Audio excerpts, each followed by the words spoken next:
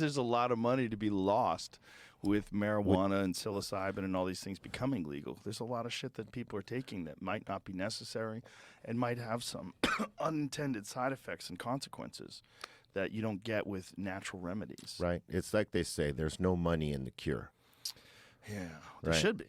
There should be. Yeah.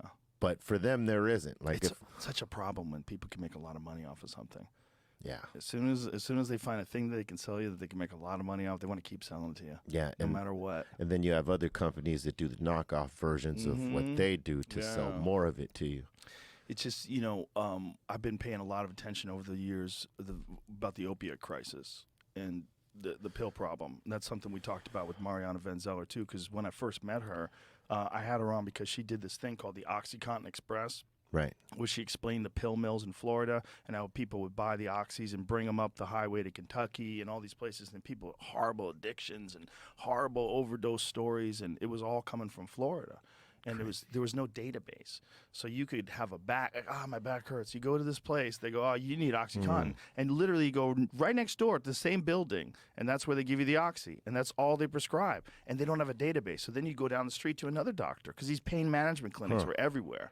That seems like it's a thing in Florida. It was. Yeah. It was a thing in Florida. They cleaned it up. I mean, they had this... allegedly. They had this show called Claws, right? That... old girl that did Reno 911, Niecy Nash, right?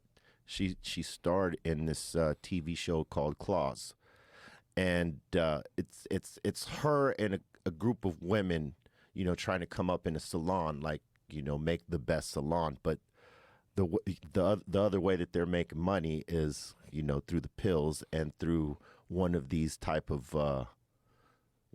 one of these type of clinics.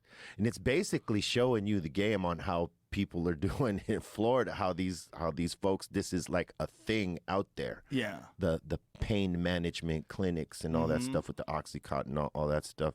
What trips me out is that, this fentanyl thing, right? People know about it. It's been out there, yet they'll still challenge themselves and try to party like the shit ain't present.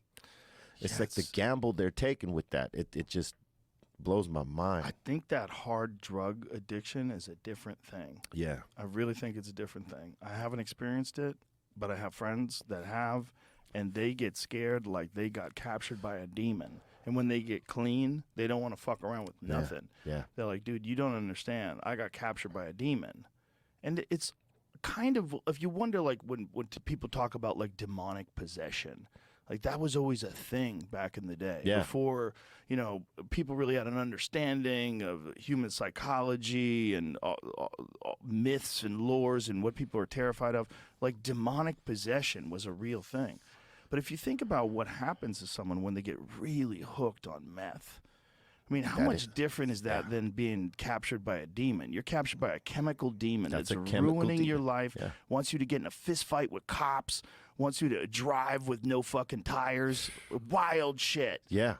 It's a chemical demon. It does possess you. I mean, look, when people were doing the PCP thing back in the day, right? Back in Southgate, when Seth and I were younger, before we were while we were in demo stages, right, doing our demos and stuff like that, we'd, trek around the city, go to parties and stuff like that, house parties, if you will. And every now and then, because we were broke-ass bastards, we didn't always have cars. We'd be walking to the parties and stuff like that from where we, Cyprus or whatever. And every now and then, you would come across a couple of, gangsters that were PCP'd out. And these dudes, I mean, if you got into some shit with them, you were dealing with someone who didn't know their strength and their abilities at that point.